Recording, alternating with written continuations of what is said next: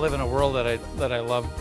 When I go to work, it doesn't feel like a job. From a background standpoint, I'm from White Bear Lake. I graduated from Moorhead State with a degree in accounting, and I took really a reverse career path that most accountants take.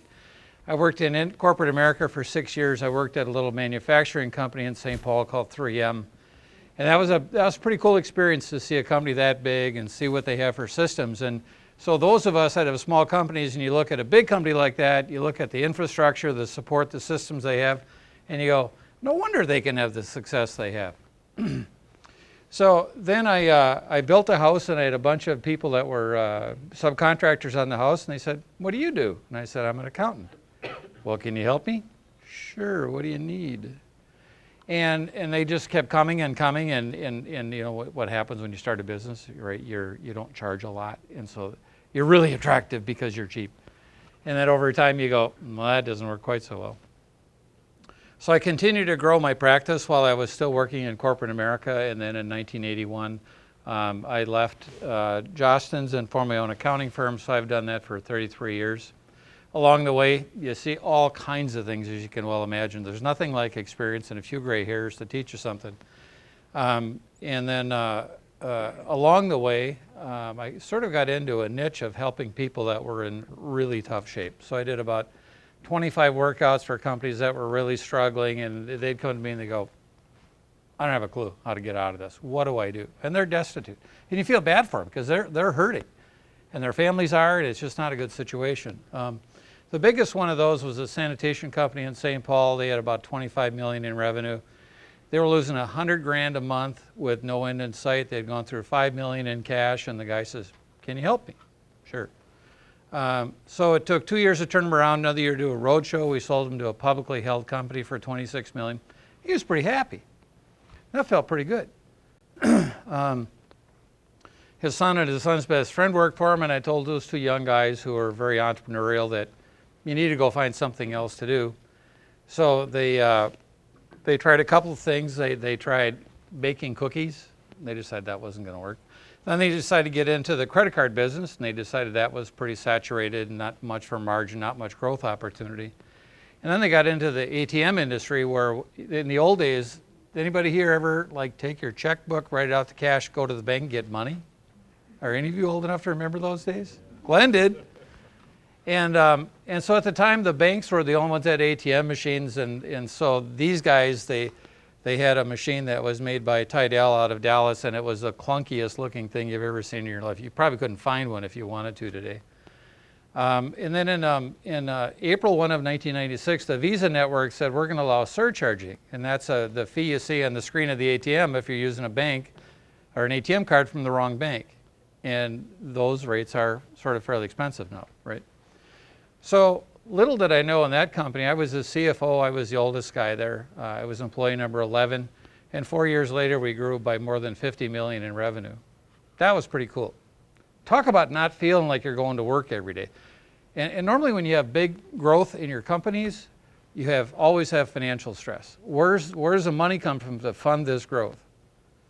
We were the opposite. The more we grew, the better cash flow got. And it was just a cool experience.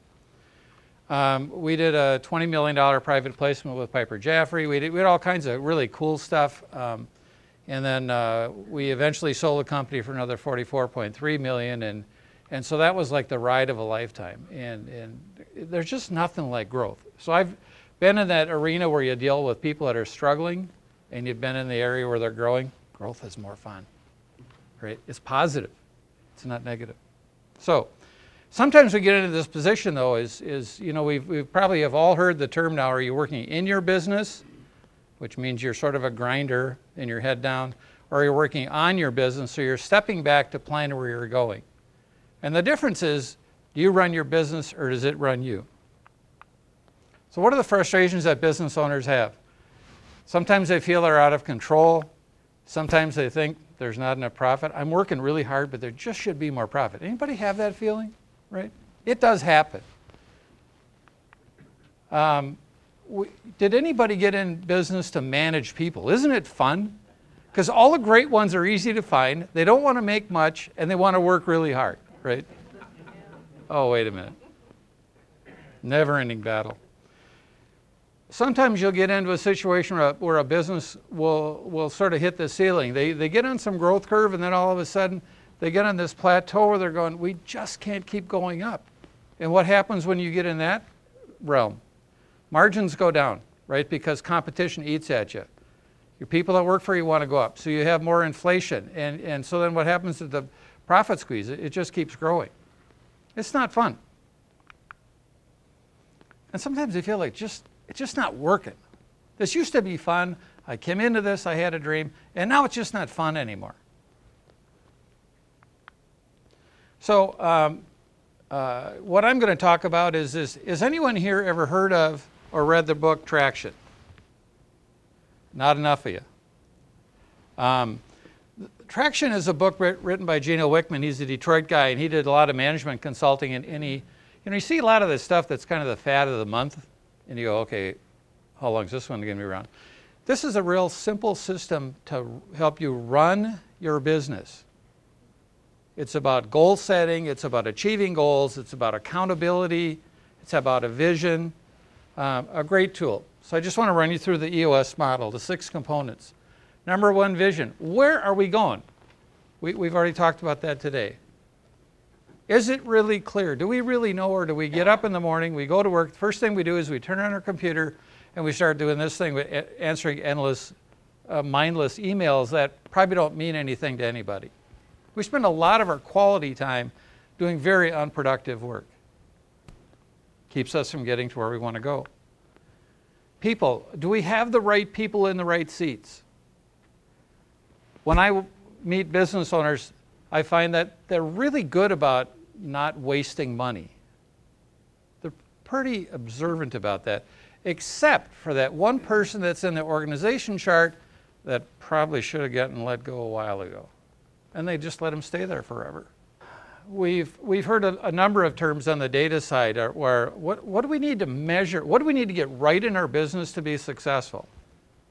They're specific. I mean, a lot of them are sort of the same for most of us. But what do we need to get right? Well, then we should measure it, right? Glenn talked about that. And Ricardo did too. If you're not measuring this stuff, you're just kind of going through the motions. And it's so easy for that to happen in your lives, to get away from that crystal clear dream you had on the front end, and now you've gotten a little bit bigger and you're overwhelmed, and now you're sort of at a loss. So we need to figure out what we need to measure to get right. And we all come up with issues. So we want to grow. So we all have inhibitors, right? Do we have enough capital? That's always an issue. Do we have the right people? Can we find good people? Do we have a bank that'll work with us? Because we live in a world where banking is pretty doggone important. Pretty hard to grow without that. And we'd rather have a banker that works with us than a partner that we're going to regret taking on down the road. When it comes to equity, there's only 100%. And the message there is it's really easy to give it away, and it's really hard to get it back. And there's nothing worse than having the wrong partner. It's like being in a bad marriage, right? Fix it. If you can't, it's ugly. Issues are things that keep us from reaching our goals or our vision. We need to deal with them. We can't just ignore them and sweep them under the rug. We do that because it's easy. Because if we ignore it, we can think about something else. How are the Vikings doing? Who are they going to draft? Not too critical. McDonald's sort of coined the phrase process, or the franchise model came really out of McDonald's having, I don't know, how many stores they have now, 12,000 or whatever the number is. And the idea when you go to McDonald's is what? It's getting the same product that tastes the same serving size. Everything's the same no matter what store you go to in the world. And they really work hard at that. And most people that have multiple locations get it, that you have to deliver that same consistency in whatever you're doing. So on the process side, we want to probably pick out 12 things or something like that in our company we do well. We get a lead. How do we deal with a lead? Some people are pretty aggressive on that. Some people go, well, I'll put them in Outlook and I'll call them 2 weeks from now. In the meantime, 8 people have already talked to them too. So on the process side, what we want to do is define what we need to process, the things we really need to get right consistently. And then on top of that, the next thing we want to do on the process side is we don't want to, these aren't standard operating procedures that we have 4,000 page manual. We're not trying to do that. It's the 80-20 rule, but it's kind of reversed. Let's put 20% and document 20% of the process. These are the high level stuff. Because we sort of need to be able to run our business at kind of 30,000 feet pretty well. And then we want to get everybody to do the same way every time. Is it easy? No. And the more sophisticated your staff is, the more that should happen. The less sophisticated they are, the harder it is for this to happen. And then the last thing we want to do is we want to get some traction. You know, it's sort of the old rubber meets the road kind of a concept. The picture on the cover of the traction book is a tire, right? It's how do we make this work now? Let's get after it. So on the vision side, we have 8 questions we want to answer. I used to think that core values weren't all that critical. We don't need that. We just need to get to work, right? But over time, and getting a little more weight here, you realize that understanding what you make decisions about and how you make them is pretty critical. So what are your core values? What do you drive?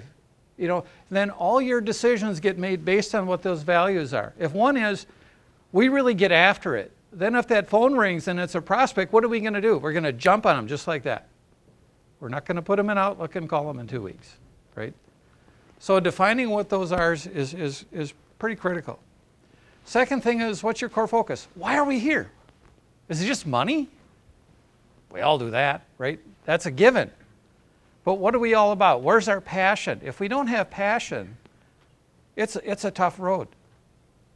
There's a lot of Me Too businesses out there where people all do the same thing. You got to stand out. You know, and why do you want to stand out? This is what starts to build your brand. What's your 10-year target? In a small business, that question is probably impossible to answer because so much can happen in 10 years. But if you get to be the size of a company like 3M, they know where they're going to be in 10 years. They can sort of figure that out. It's like a kaleidoscope, you know, and when you turn it, you keep getting a different picture. 10-year targets are pretty tough, but you ought to take a stab at it because it sets the bullseye of where you're going. If you don't meet it, it's not critical. You're going to reset this every year, right? Because that's just what we do. What's your marketing strategy? Did someone talk about that today? That's pretty critical. What's your 3-year picture look like? Now we start to get a little clearer, right? So we're here, 10 years is out here, 3 years is here. And so why do we want a 3-year goal? Because if you don't hit the 3-year goal, there's no way you hit the 10-year goal. You don't catch up. It just doesn't happen unless you're really lucky. So we want to start to get a clearer picture. What are we going to look like in 3 years? And the younger your company is, again, this is still more difficult. As you get a little more experience, this gets a little bit easier. And it becomes a little more fun. What's your 1-year plan? Heck, I can tell you what that is. Rocks. What are rocks? We all know who Stephen Covey is, 7 Habits of Highly Effective People. He has a parable and he says you have a glass cylinder and the things you can put into it are rocks, pebbles, sand, and water. If you do them in the opposite order, they don't fit into that cylinder. And you go, really? Yeah, that's the truth. But if you put them in the right order, you put the big things in first, and then you start to infill from that, they'll all fit. So what are rocks? Those are the big things. What are the big things you need to do in your life to make this work? And we talk about rocks on a quarterly basis because we can say, okay, we've got a 10-year goal, a 3-year goal, a 1-year goal, and then what's the one underlying thing we know about business owners? You can't stay focused on one set of goals for a year. That just doesn't happen because she's shiny stuff. And we're going this direction, and we go, that looks pretty good. Let's go over here. And we see something over here. And we keep deviating, so we get to the end of a year. What have we accomplished? Very little. And we go, how'd that happen? We were so focused at the beginning of the year. What happened?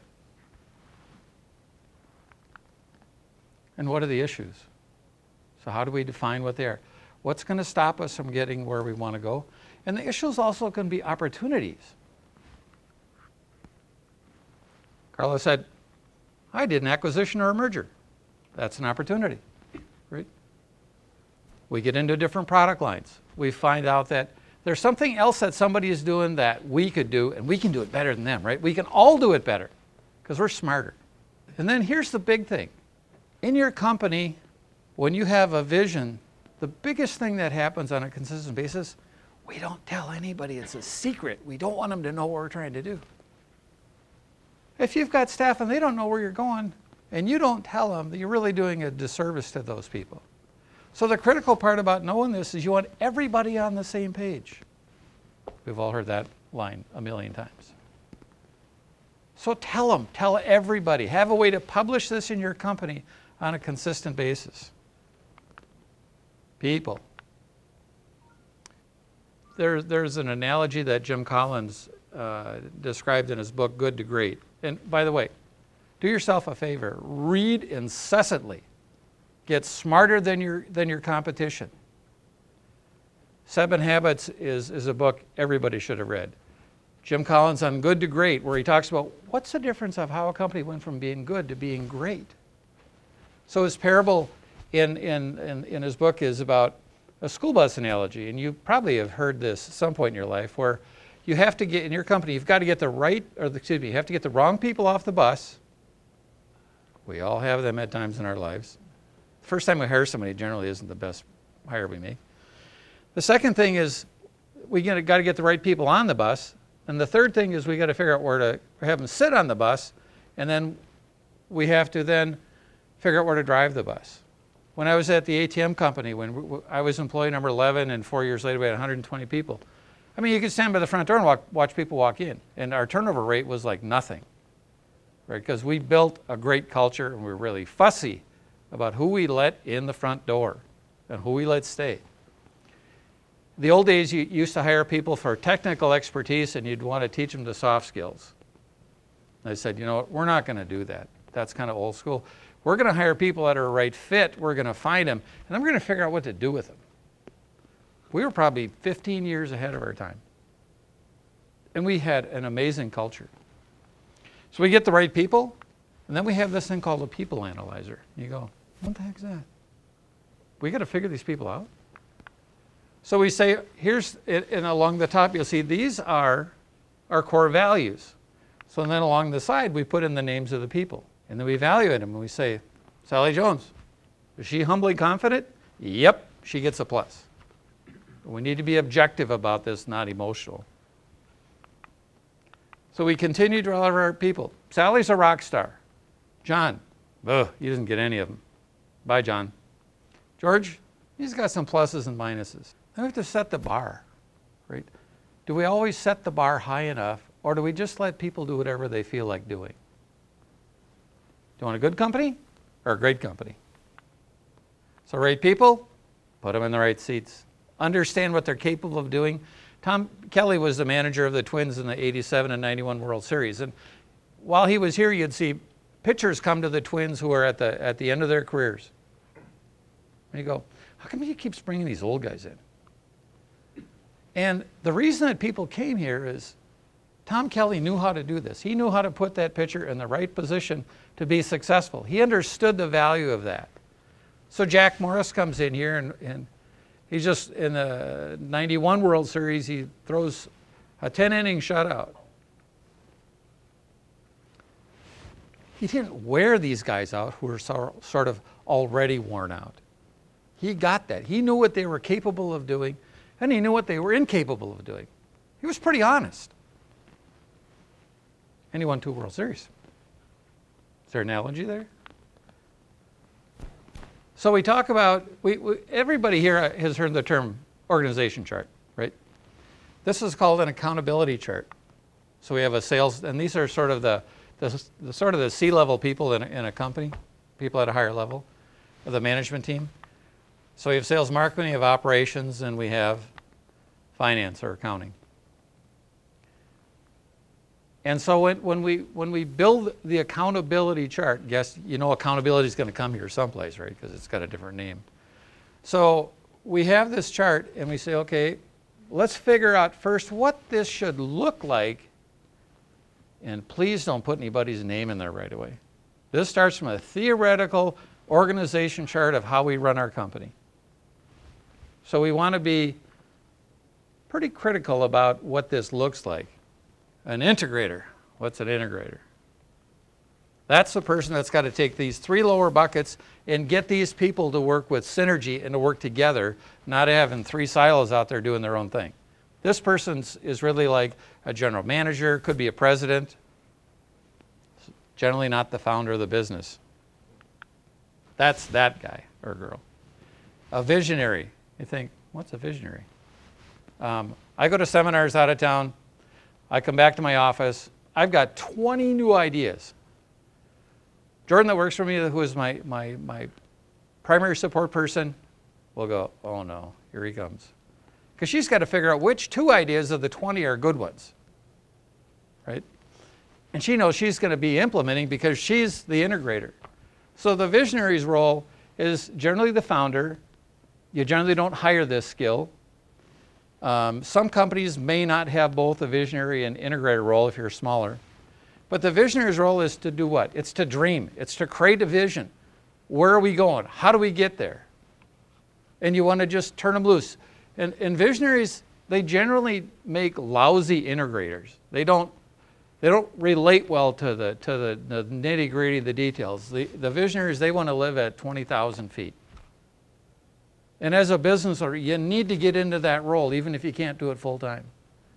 You need to have time away to take a break and figure out, is this working? What can we do better? So then by each function, because the slide before looked like an organization chart, right? We've seen a million of those. That thing that people create and then 7 years they go, do we still have one of those? Because they don't use it as a tool. What this does is it puts deliverables by every slot. So from your sales manager, what's that person's role? Are they here to build an organization? Do they need to find reps? Do they need to train them? Do they need to be involved in pricing and those sorts of things? What are we going to hold that sales and marketing manager accountable for? Because setting the vision created the challenge to the company and what we're trying to do.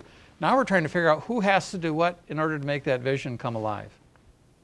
These are 3 of my favorite initials, GWC. So you're talking about this individual and you say, does the person get it? Did they get what we're all about and what their role is? Number 2 is, do they want it? Do they want to be a part of this? Or are they coasting? And 3, they have to have the capacity to do it. If you're 0 for 3 with GWC, or 1 for 3, or 2 for 3, you're gone. You're out. If you want a dynamic company that you really want to grow, we want to look for people that are GWC. We don't want to settle for whatever we can find. So we're raising the bar pretty high. And the companies that do this, can you imagine what Apple was like when they got founded? Do you think they would let anybody that wasn't GWC work there? The peer pressure would drive them out. Because everybody identifies who the non-performers are. And if you have a team that's built up of people that are GWC, guess what happens? Your job's a whole lot easier. Managing people, they'll manage themselves. So we've got the people analyzer, so guess what? We've got to see how they relate to GWC. If they're yes, yes, yes, they're good to go. And then what do we want to do with those people? We want to really reward them. We want to give them a reason to stay here. On the data side, we've heard of terms like balanced scorecard, we've heard of scorecard, we've heard of key performance indicators. Lots of people do this. In the traction world, we want to take 5 to 15 things that we need to get right in our business. I think 15 is a lot, but what are the things we're going to measure on a weekly basis to make sure that we stay on task, that we don't drop the ball, that we don't get into this no man's land where we're just sort of going through the motions.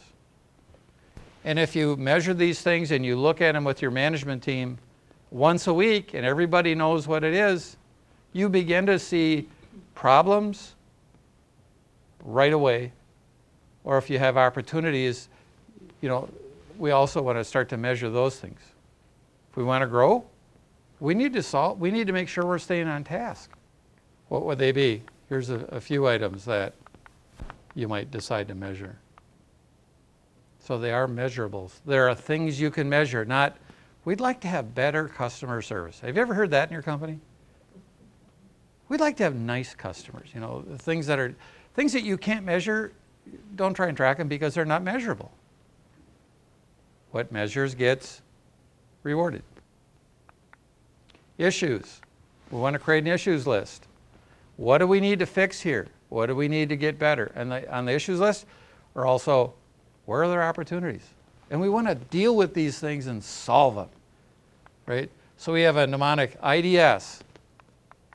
Identify the problem, the real problem, because it's like peeling back an onion. And once you peel back the onion, you get to the point where you start to see what the real problem is. Well, John Doe is not performing well. Well, maybe there's something behind it. Let's find out. And then let's discuss the issue in a management meeting, and let's make a decision. How often in companies do we put off making decisions until it becomes so unbearable that that now we're panicking. We just got to make a decision, and then we generally don't make great decisions when we're in a panic. Discussing is a critical piece. Let everybody speak, and this is at a management level.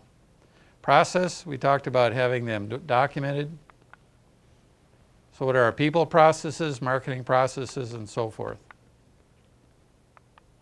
And that we make sure everybody follows the process so that we're consistent like McDonald's. And finally, the last piece is traction. We've talked about rocks. And then as part of the traction process, one of the pieces of traction is that we have what are called level 10 meetings. How many times do you have a meeting and you go, man, that was a waste of time? Right? It happens all the time. Because we're not focused, we don't stay on task. And so what a level 10 meeting talks about is we have an agenda. So number one, we have a 90-minute management meeting once a week, same day every week, same time for starting, same time for ending. We start on time, we end on time.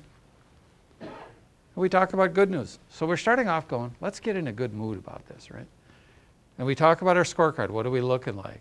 We talk about our rocks. And these rocks are 90-day goals because we work 90 days at a time in terms of trying to establish things. What's going on with our people? Anything new? Someone get married? Whatever it might be.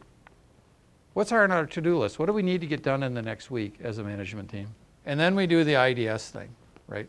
Let's get into our issues. Let's solve them. Let's move on. And then we conclude. And we have an agenda like this every week, and we follow it to the letter of the law. And it helps us. We know we're going to get out on time. We know we're going to deal with difficult issues, and we're going to keep moving on. So these are the 6 components of traction. The website for EOS is eosworldwide.com. If you go to that website, they've got a bunch of free tools. The first one's a vision traction organizer. It talks about these 6 key components. And the neat thing about this is you can go into the website, you can find that document, you can type in it, and it saves it as a Word document. So then you can change it as time goes on. Because we're going to create one of these every 90 days. The accountability chart, we talked about that. Rocks, level 10 meeting, scorecard. And that's it. So I would say, read the book. Most people get to about page 30 to 50, somewhere there, and they go, but once you get it, you'll be hooked on this process. And it's just logic. There's no magic in this, right? You can just probably see anything that was really that seemed to be that magical. But it's a proven process to help you run your company. People that do this, I think, average like twice the revenue growth of companies that don't do it. So as that's been tracked, it's highly successful. And you'll go through this, and the first time you go through it, you need to involve your management team. And a lot of people can self-implement this. There are implementers in town that can help you do this. But if you just read the book, you can do a lot of this stuff yourself in your own company. And you'll get something out of it, and you'll probably start to feel like, I really am getting traction. And it's fun. Because we all want more success. A lot more. And thanks.